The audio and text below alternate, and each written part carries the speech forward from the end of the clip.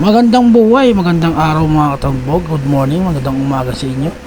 Ito po ang aking ginagawa sa araw-araw. Ito naman sa ngayon kasi si Airpat nasa PJ, so susunduin natin siya. Bago natin susunduin sa kanyang trabaho, siyempre magdi-business mo tayo, magluluto.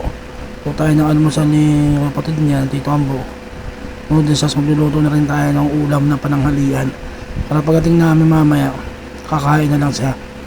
Ayan, tuwing umaga ganyan ginagawa ko dito. At ito nga pala lulutuin ko, adobong pata. Ayan o, adobo ko lang itong pata. Pressure cooker na natin para mabilis lumambot. Tapos titimpla na lang ulit natin mamaya. Para mamaya pag nakalik namin iengka na lang, diba? So yun pa lang muna mga katagbog. Kaya muna tayo bago sumundo kay Airpat.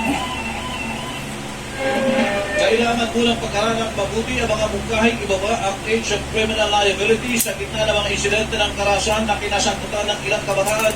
Ayon kay Pangulong Bongbong Marcos, kung ibababa ang age of criminal liability, Sunduin naman natin si Airpat. bago ng kabataan ngayon kumpara noon. Una nang sinabi ng Malacanang na bukas ang Pangulo sa mungkahing ibaba ang age of criminal liability na ilalim ng Republic Act No. 9344 o Juvenile Justice and Welfare Act. Ay edad 15 pababa ay walang kriminal na pananagutan pero sa ilalim pa rin siya.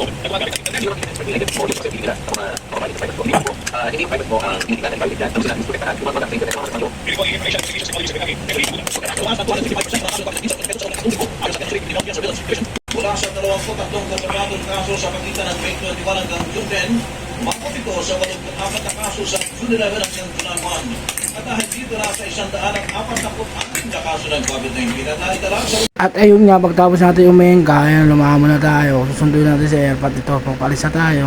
At baka pwede rin naman kayong mag-comment dyan kung tiga saan kayo ng mga kapanood ito. Para malaman naman natin kung saan naaabot itong video na to. Salamat lagi sa inyo mga talbog. So tara, susunduin na muna natin si Airpat. At pabiyahin na ako.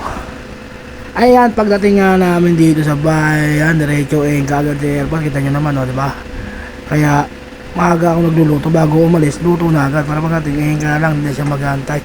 So ngayon mga talbog, maraming salamat. Kita ulit tayo sa susunod na video. Sana mag-comment kayo kung tiga saan kayo para alam namin kung saan umabot yung video namin. Maraming salamat mga talbog.